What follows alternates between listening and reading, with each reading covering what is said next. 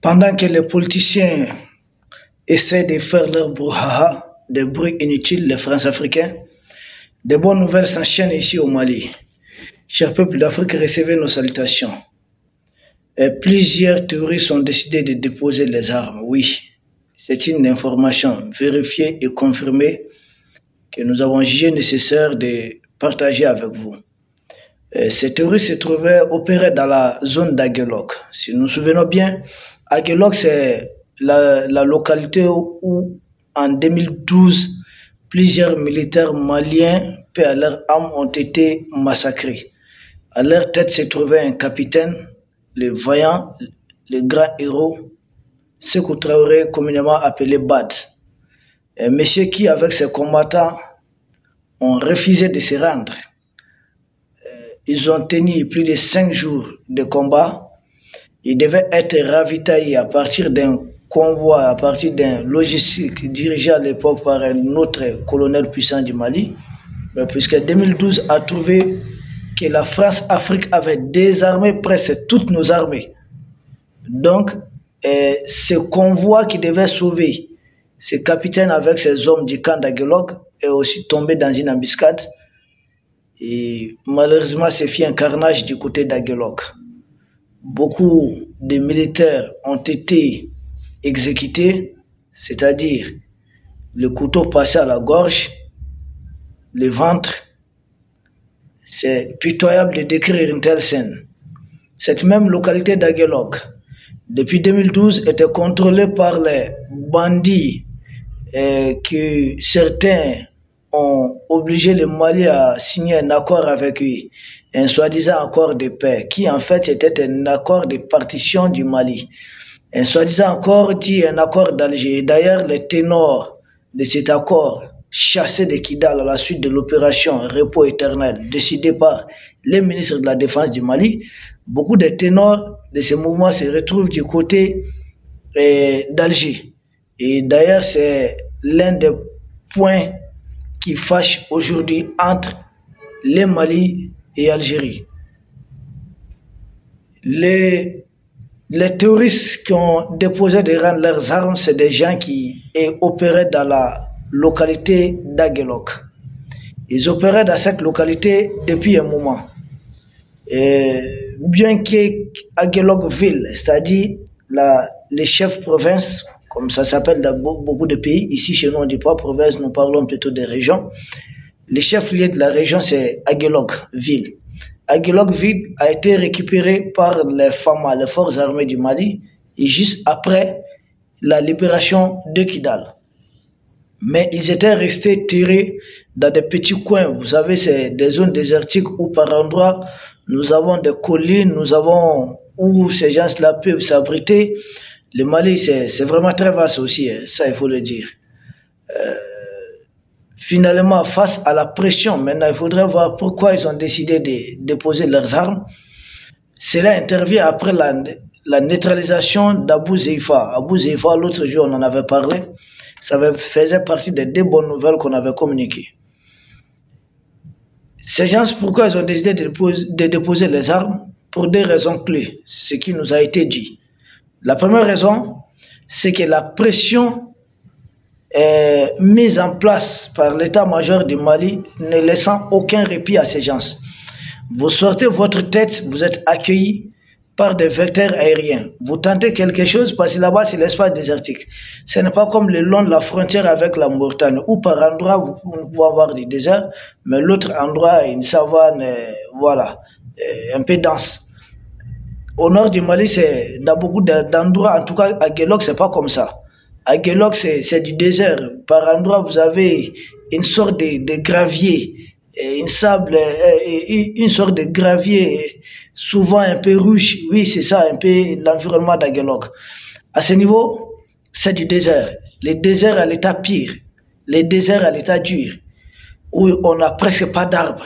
Très difficile de voir un arbre où on peut se cacher, sous lequel on peut se cacher.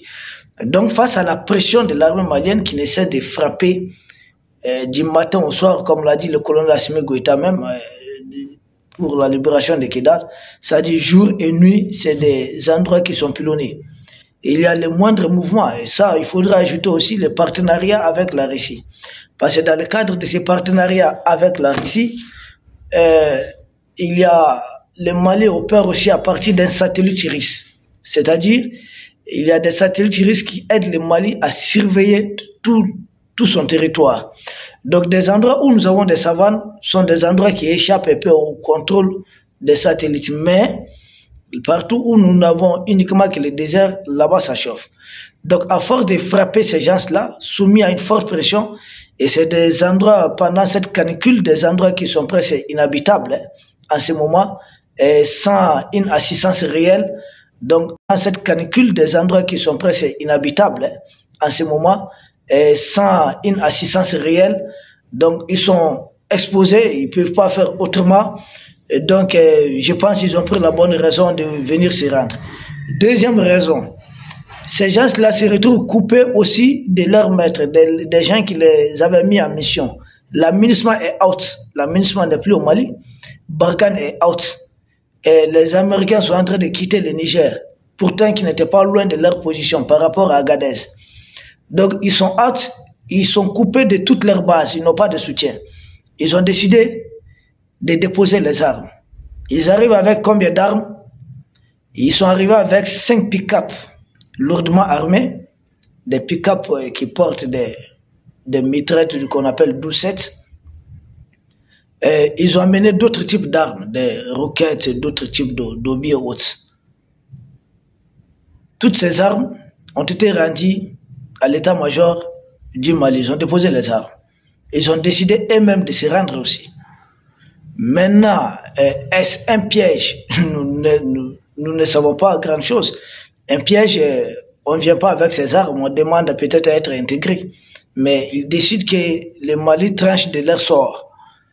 Et profitant de cet instant, puisqu'il y a des pays qui ne cessent d'héberger des terroristes pour déstabiliser le Mali, il y a des pays qui ne cessent de dresser des chiens méchants au nom des intérêts impérialistes pour déstabiliser les pays de l'Est.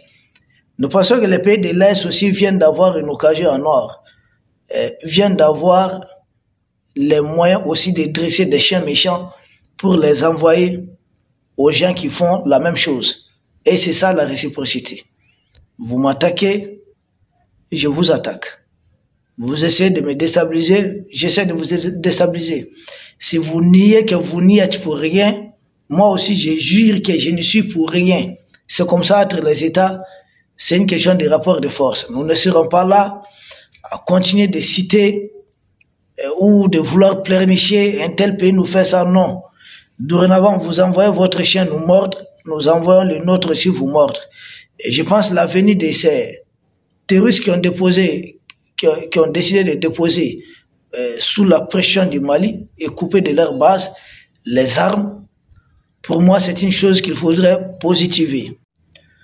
La deuxième nouvelle que nous avons jugé nécessaire de partager avec vous, c'est notre surprise face à cette sortie ratée de M. Wassim Nasri, un certain spécialiste du Sahel ou bien des mouvements terroristes au Sahel qui a rencontré de n'importe quoi pour essayer de décrédibiliser la thèse des officiels du Mali sur la neutralisation du terroriste Abou Ouzeifa. Et pour cela, les médias d'influence France 24, à travers ce monsieur qui se voit, je ne sais pas, en porte-parole des terroristes, utilisent deux arguments. Le premier, c'est quoi? Ils essayent de rabaisser M. Abou Ouzeifa au rang d'un simple terroriste ou un simple formateur de terroristes, que ce n'était plus un grand homme. Cela nous fait penser à chaque fois que l'Occident perd quelque chose. Vous savez, quand la bataille de Bakhmout battait son plein, ils disaient sur tous leurs médias que c'était un endroit stratégique. Mais dès que Poutine a récupéré l'endroit, c'est devenu, bon, c'est un endroit moins important. Oui. Même chose avec Avdivka. Et Abou Ouzeifa, avant que les forces armées du Mali ne puissent mettre la main sur lui, Il était un grand terroriste, recherché partout. Sa tête a été mise à prix par les États-Unis. Mais depuis que les forces armées du Mali l'ont neutralisé, et après un échec de 7 ans de poursuite, si c'était réel et sincère, de Barkhane, de l'oncle Sam, de tout ce monde, de Takuba, les forces armées du Mali seules les neutralisent et sans les vecteurs aériens, c'est des troupes au sol. Oui, une troupe d'élite de l'armée malienne. C'est elle qui a neutralisé ces messieurs. Et imaginez, à plus de 800 km de Bamako, plus de 800 km de Bamako, pour vous dire la capacité de projection des forces armées du Mali aujourd'hui, une armée qui est très professionnelle actuellement.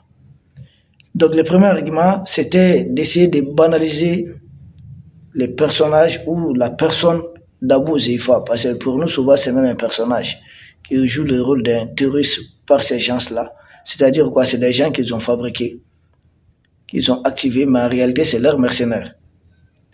Puisqu'il n'est pas un Malien, ce monsieur. Il vient de l'endroit occupé par Alger, ce qu'on fait appeler Sahara occidental.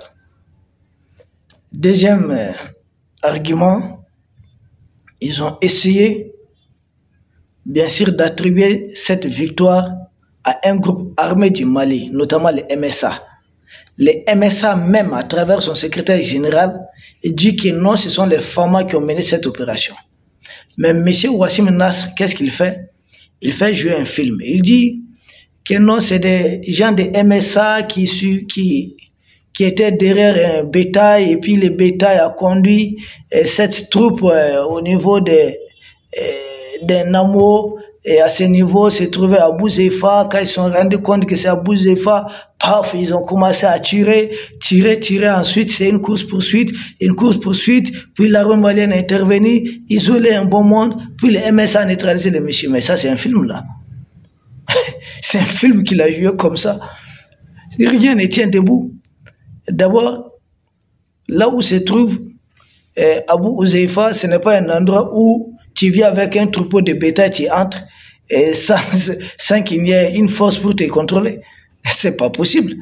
Et si tel est le cas, pourquoi pendant tout ce temps, même nous, on avait échoué à mettre la main sur lui. Et dire qu'il n'a pas un fait d'armes, c'est un monsieur qui a des faits d'armes. En 2019, il a mené une attaque sanglante contre une position de l'armée malienne. Nous déplorons toutes les victimes. Donc nous aussi, on avait besoin de messieurs. On les traquait depuis plusieurs années. Donc essayer de banaliser ça, c'est très surprenant. Et deuxième argument qui ne tient pas debout, ils disent qu'arrivé là-bas, ils se sont rendus compte que c'est Abou Zeifa. Et là, les tirs ont commencé. Mais dès qu'on se rend compte que c'est Abou Zeifa, on tire sur lui. Ou bien il est invulnérable. S'il était invulnérable, pourquoi il est mort quelques minutes après, à la suite encore d'une balle? En tout cas, de quelques balles qui ont pu l'atteindre. Donc, il n'est pas invulnérable. Mais pourquoi un monsieur qui n'est pas invulnérable? On commence à tirer sur lui, il se promène tranquillement, il rentre dans le véhicule et puis s'ensuit une course-poursuite. Mais il faut vraiment être sur France 24 pour dire des pareilles choses. Nous, on n'est pas dans votre école de propagande, de désinformation. Nous sommes ici au Mali et nous savons ce qui s'est passé. Arrêtez de jouer à ça. Et c'est dans le cadre d'une opération soigneusement préparée par le Mali, mais qui bénéficie aussi d'un apport des deux autres pays de l'Est en termes de renseignement. Oui, parce qu'en plus des opérations conjointes que les trois armées sont en train de mener ensemble, il y a aussi des opérations que chaque pays essaie de mener sur son territoire. Ça, c'est une réalité. Et ce sont les FAMA qui ont neutralisé ces terroristes, mais grâce à des renseignements du Burkina et du Niger. Pour vous dire à quel point il y a la complicité entre les trois armées, aucune information n'a fuité, sinon Abou Zeifa pouvait être alerté s'il y avait des taupes au niveau de l'un des trois pays. Mais une opération minutieusement préparée, sans vecteur aérien, et Abou Zeifa est hors d'état de nuire. Donc le film joué par l'autre là sur France 4, ça n'engage que lui, mais il fallait qu'on en parle parce que ici, ça fait rire bon monde de personnes déjà qui ont essayé de suivre ça. Nous, puisque c'est interdit, si les gens ont téléchargé la vidéo et puis m'ont envoyé ça. Et donc nous avons essayé d'apporter notre point de vue là-dessus. Donc au Mali, c'était les deux choses. D'abord, vous dire que plusieurs terroristes ont rejoint les rangs des forces armées du Mali et de l'autre côté, démentir les propos de M. Wassim Nasri qui en réalité ressemble beaucoup plus aujourd'hui à un comédien. Nous vous remercions et à très bientôt.